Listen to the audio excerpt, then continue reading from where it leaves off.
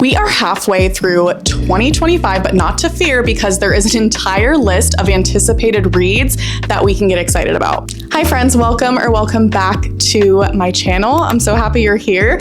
And today we're going to talk about all of my most anticipated releases for the second half of 2025. And as a reader with range, we're going to be breaking this down by genre. So we're going to talk about fantasy, romantasy, literary fiction, thriller, horror, historical fiction, and science fiction. I'm a mood reader at heart, so we've just got to talk about all of the categories today. The first fantasy I'm really excited for is called A Blood as Bright as the Moon by Andrea Morstabilini. And this one is a queer, gothic vampire horror fantasy. So need I say more? So the tagline says, a vampire desperately torn between worlds is hunted down by a secret society bent on his destruction. What more could we ask for? It says it is set in Frankenstein, Germany. Ambrose, a young vampire, lives a life secreted away from the modern world with the rest of his clan.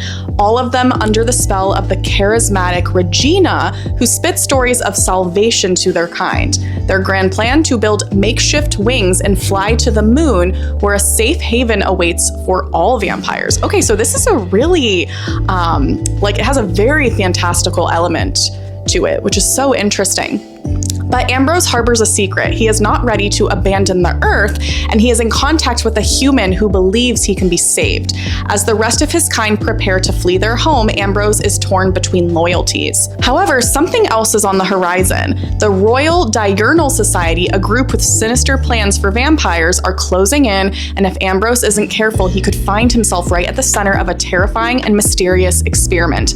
The cover is so gorgeous, and it's been a hot minute since I've read a really unique vampire fantasy. I love reading about vampires, and I'm also a fantasy girl, so I am very much looking forward to this one. This one is set to come out September 2nd. All right, next for fantasy, I am also very excited to get my hands on Katabasis, or Katabasis like everyone else, by R.F. Kuang. So in case you haven't seen what it's about, let's go through this synopsis. It says 2 graduate students must set aside their rivalry and journey to hell to save their professor's soul, perhaps at the cost of their own. Already intriguing.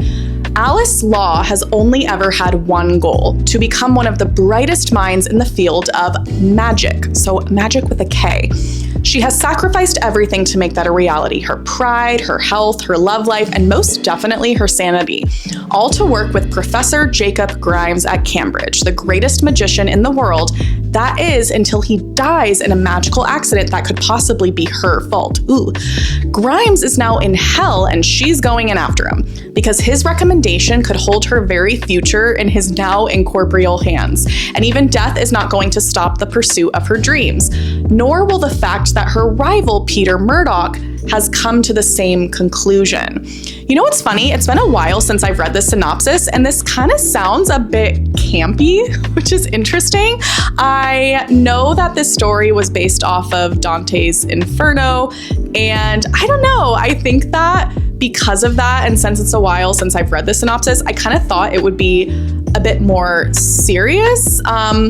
I don't know, this feels very tongue-in-cheek. It's obviously dark academia setting, but I am excited to read it. I just hope that all of the hype doesn't let us down, but I'm very hopeful because R.F. Kuang is known to be a fantastic writer, so I'm excited about this one. And this is set to be released on August 26th, so about a month. All right, so the next fantasy release I am so intrigued by is King Sorrow by Joe Hill. So for those of you who are not aware, Joe Hill is the pen name of Stephen King's son, and I think this is the first book he's written in like 10 years.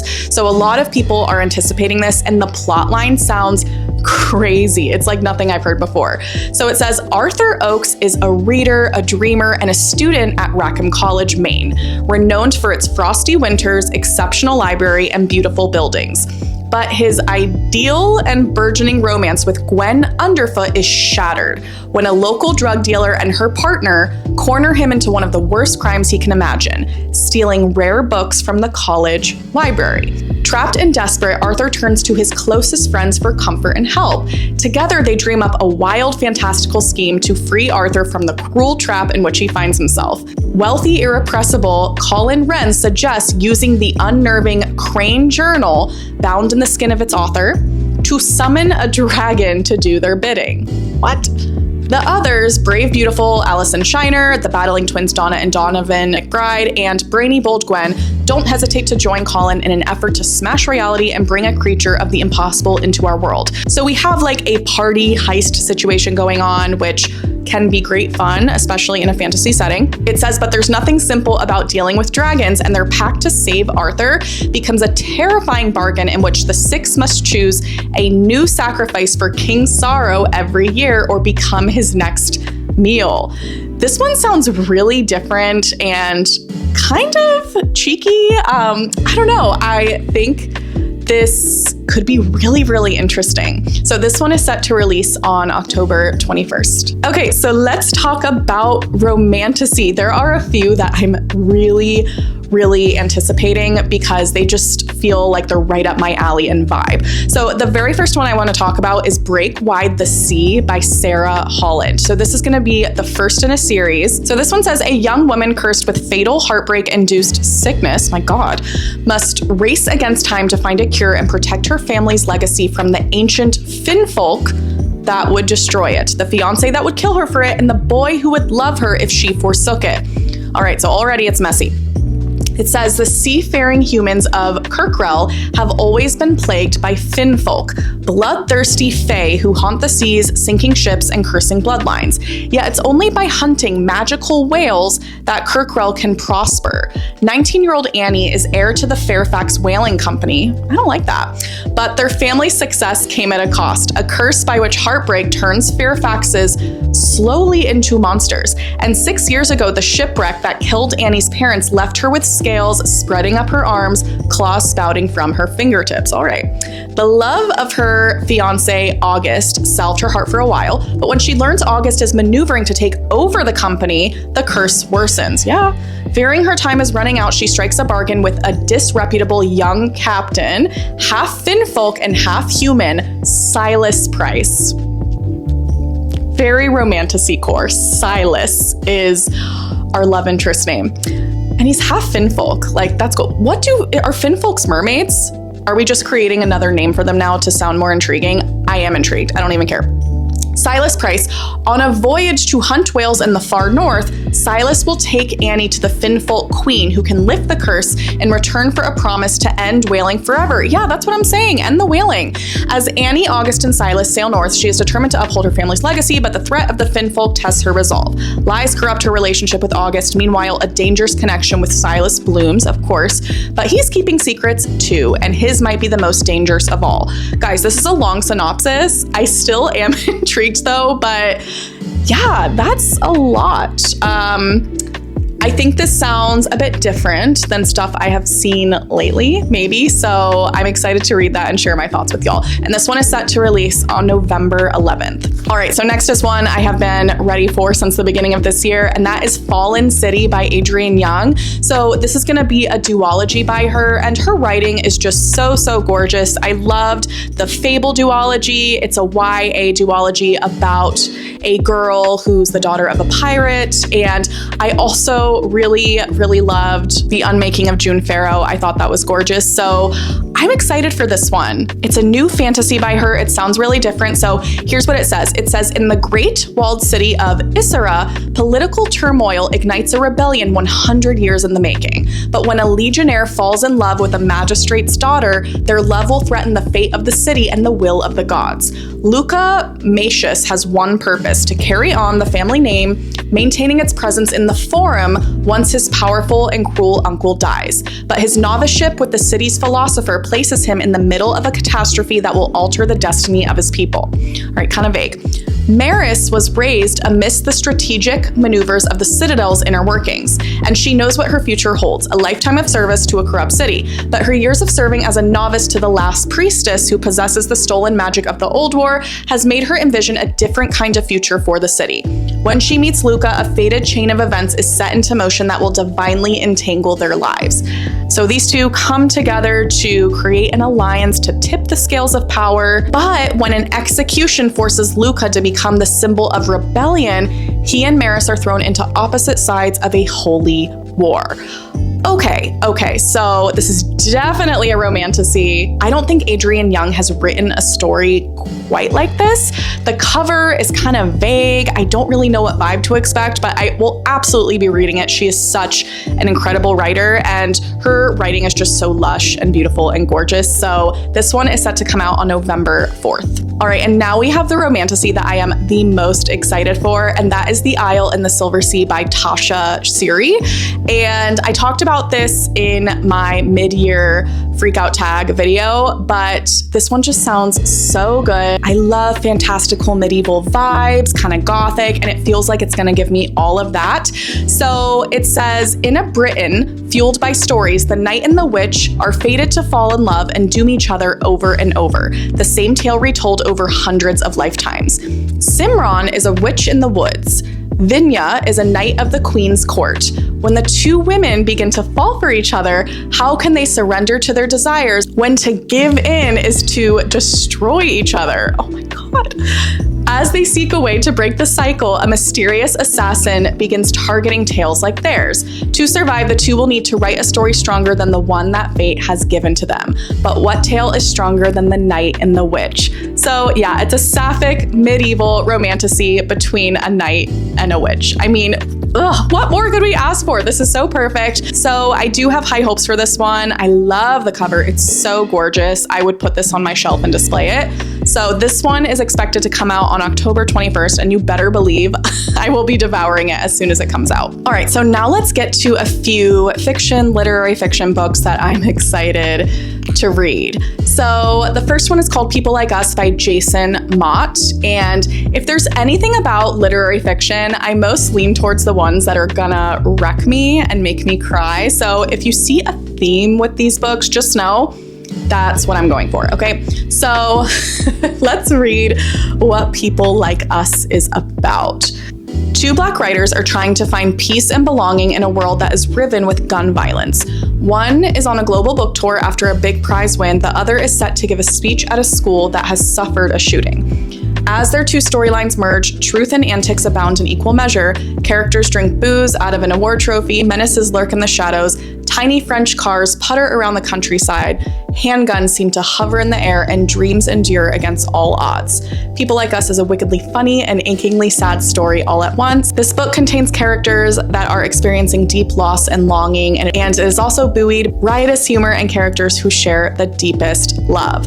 So if you think this sounds really vague and ambiguous, you'd be correct. You would be correct. Look at this cover, right? Like, this tells us nothing, but I think quite a few literary fictions that I've ended up really liking are kind of vague to start with, so I don't mind going into a book blind. Just all the feedback I've seen from this book so far and the reviews are really, really positive, and so many people say that they were absolutely wrecked by it, so check.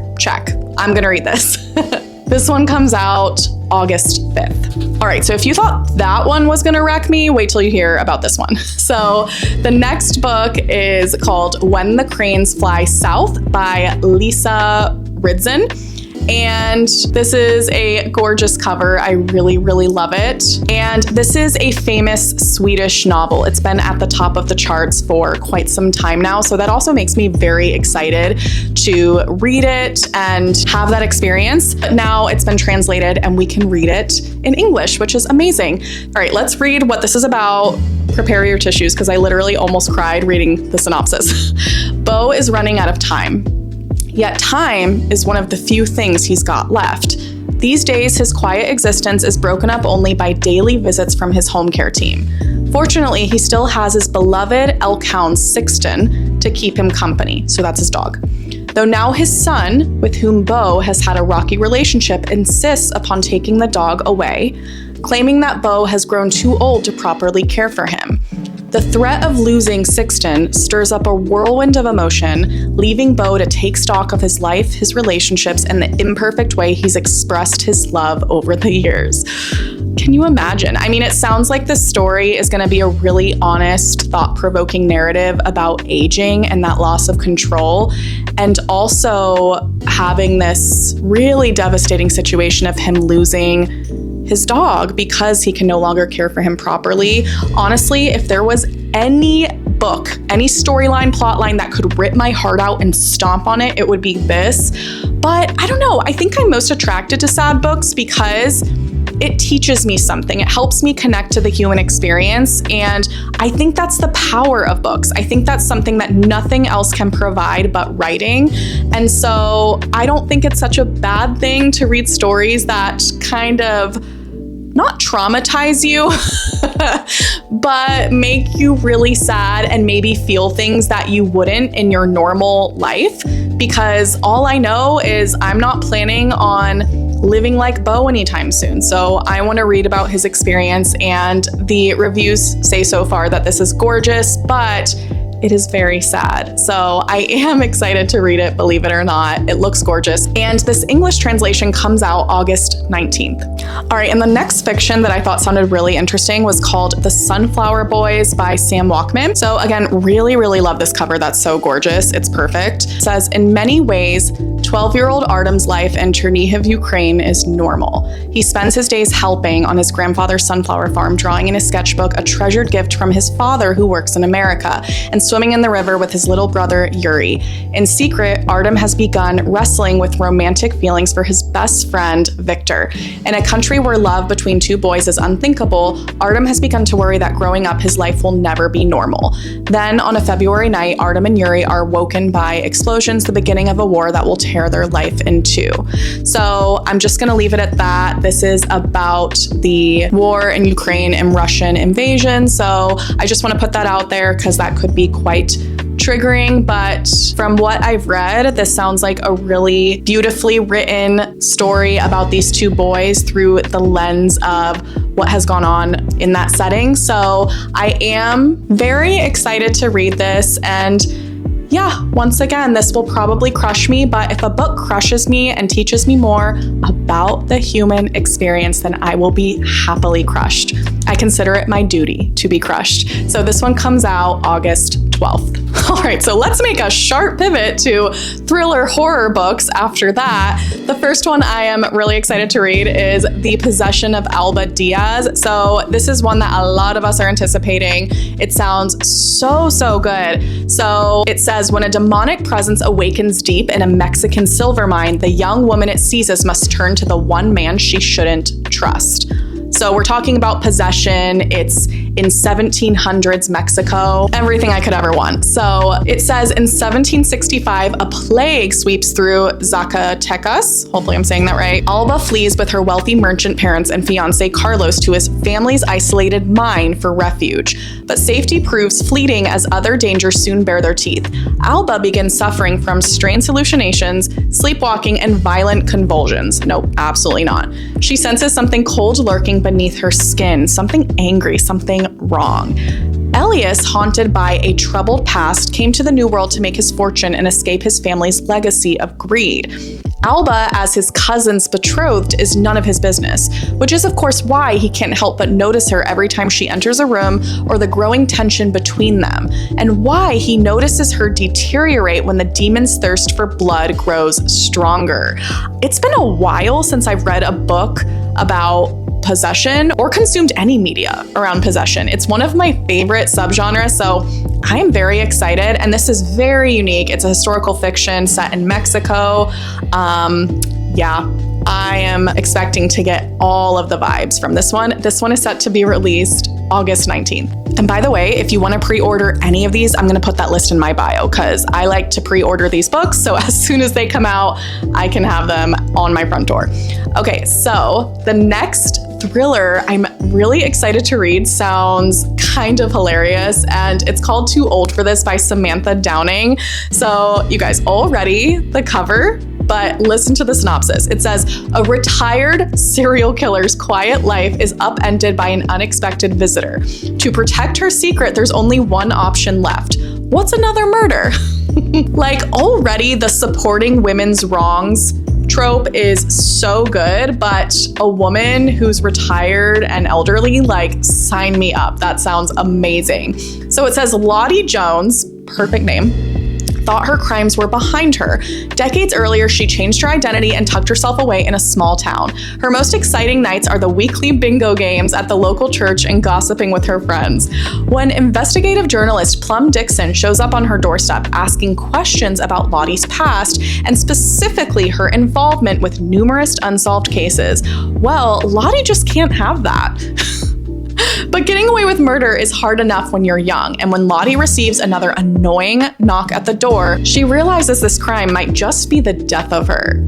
So good. I love how cheeky this is, and I think this will give me thriller horror vibes, but also make me laugh in equal measure just because the concept sounds brilliant. So this one comes out August 12th. So the last thriller horror I want to talk about, I actually stumbled upon recently randomly, and it's called The Bone Thief by Vanessa Lilly. So this is already getting really good reviews from people who've gotten an arc. And it says, when a native teenager vanishes from her small town, a place with dark ties to an elite historical society, archaeologist Sid Walker is called to investigate. In the hours before dawn at a local summer camp, Bureau of Indian Affairs archaeologist Sid Walker receives an alarming call. Newly discovered skeletal remains have been stolen. Not only have bones gone missing, but a native teen girl has disappeared near the camp, and law enforcement dismisses her family's fears. As Sid investigates both crimes, she's drawn into a world of privileged campers and their wealthy parents, most of them members of the Founder Society, an exclusive club whose members trace their lineage to the first colonists and claim ancestral rights to the land, despite fierce objections from the local tribal community. And it's not the first time something or someone has gone missing from the camp. The deeper Sid digs, the more she realizes these are not isolated incidents. A pattern of disappearances stretches back generations, all leading to the Founder Society's doorstep. But exposing the truth means confronting not just the town's most powerful families, but also a legacy of violence that refuses to stay buried. So I'm really loving the indigenous focus here. It sounds so interesting. Yeah, I'm very pleased with this synopsis. I think it's going to be interesting to read an indigenous take on this type of mystery. So yeah, I'm excited. This one comes out October 28th. All right, so let's talk about a couple of historical fiction. And you guys, I'm just going to say right off the bat, these have vibes of other genres as well, but I just couldn't help myself. So the first one I want to talk about is called The Hounding by Zeno Purvis. And this cover is super iconic, obviously, to start off. And it says that it's the Crucible meets the Virgin Suicides vibes. It says it's a haunting debut about 5 sisters in a small village in 18th century England whose neighbors are convinced they're turning into dogs. So this is historical fiction, but it sounds like there's elements of fantasy and horror. So I just think it sounds like a great time. It says even before the rumors about the Mansfield girls begin, Little Nettlebed is a village steeped in the uncanny, from strange creatures that wash up on the riverbed to portentous ravens gathering on the roofs of people about to die. But when the villagers start to hear barking, and one claims to see the Mansfield sisters transform before his very eyes, the allegations spark fascination and fear like nothing has before. The truth is that though the inhabitants of Little Nettlebed have never much liked the Mansfield girls, a little odd, think some, a little high of themselves perhaps, they've always had plenty to say about them. As the rotating perspective of 5 villagers quickly make clear, now is no exception. Even if local belief in witchcraft is waning, an aversion to difference is as widespread as ever, and those conflicting narratives all point to the same ultimate conclusion. Something isn't right, and Little Nettlebed and the sisters will be the ones to pay for it. So it sounds like there's going to be some feminist qualities to this book as well. Super unique plot. I'm loving the mixtures of genres here. So that one comes out very soon. It comes out August 5th. So I'm going to be reading that probably next month. All right, so for the next historical fiction, it's also a blend of genres, and it's called When They Burned the Butterfly by Wen-Yi Lee. So this one says, for fans of Jade City, Sylvia Moreno Garcia, and R.F. Kuang's Poppy War trilogy. What a blend of concepts. It says, it's a fierce, glamorous, sapphic fantasy reimagining the secret societies of post-colonial Singapore. So intriguing. So it's set in Singapore, 1972. It says, newly independent, a city of immigrants grappling for power in a fast modernizing world. Here, gangsters are the last conduits of the gods their ancestors brought with them. And the back alleys where they fight are the last place where magic has not been assimilated and legislated away. Loner schoolgirl Adeline Xiao has never needed more company than the flame she can summon at her fingertips. But when her mother dies in a house fire with a butterfly seared into her skin, and Adeline hunts down a girl she saw in a back alley bar fight, a girl with a butterfly tattoo, she discovers she's far from alone. Ang Tian is a red butterfly, one of a gang of girls who came from nothing, sworn to a fire goddess and empowered to wreak vengeance on the men that abuse and underestimate them. Love.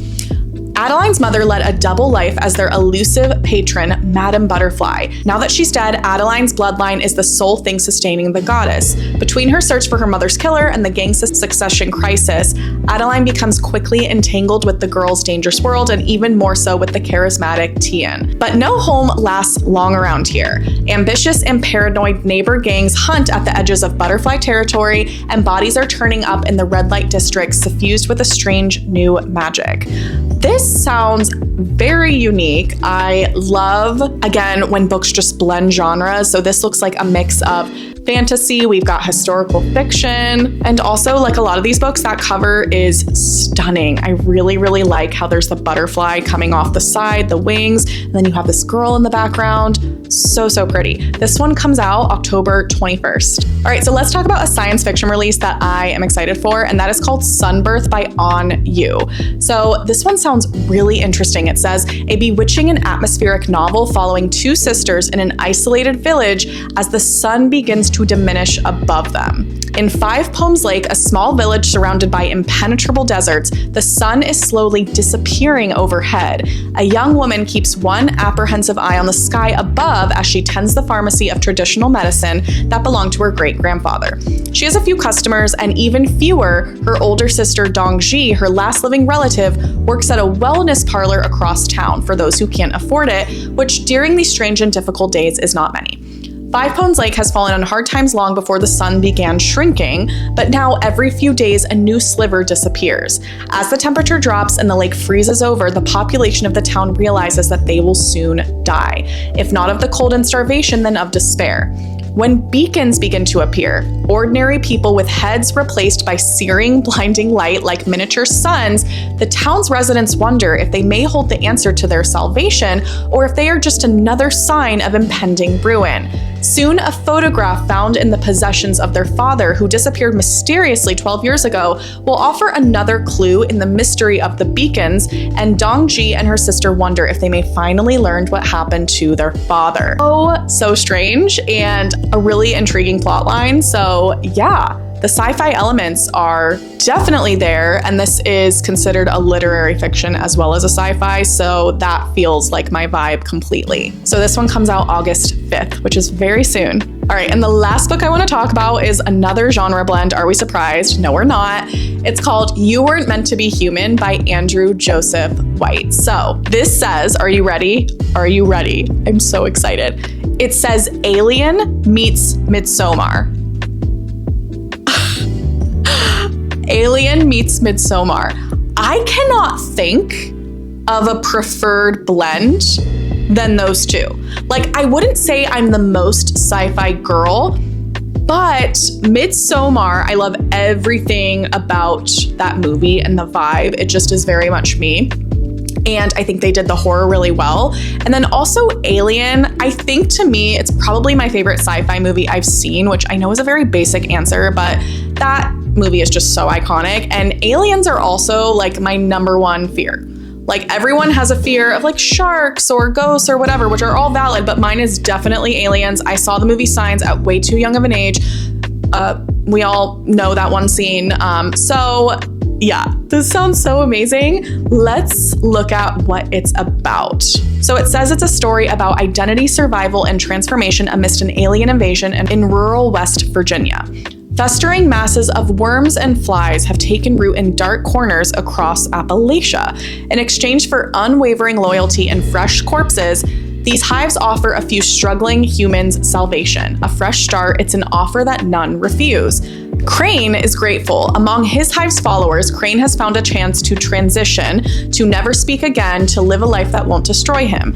He's even met Levi, a handsome ex-Marine and brutal killer who treats him like a real man, mostly. But when Levi gets Crane pregnant and the hive demands the child's birth, no matter the cost, Crane's desperation to make it stop will drive the community that saved him into a devastating spiral that can only end in blood. So it says this book is a deeply personal horror and a visceral statement about the lives of marginalized people in a hostile world.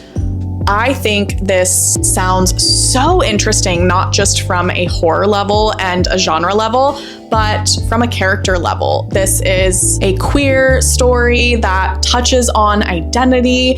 It's a fantasy technically as well, science fiction, all the things. And I'm really loving how simplistic this cover is. I enjoy it quite a bit. So this one comes out September 9th, and I feel like there's a lot of August and October releases, so it's nice to have one here that's in September. All right, guys, so I hope you found a book in today's video that you can add to your TBR for the rest of the year. Comment below what your most anticipated release is for the rest of 2025. I would love to hear it. If you enjoyed today's video, please leave a like, and if you want to hang with me more in future videos, don't forget to subscribe. I love you all. Thank you so much for hanging out with me, and I will talk to you soon. Bye!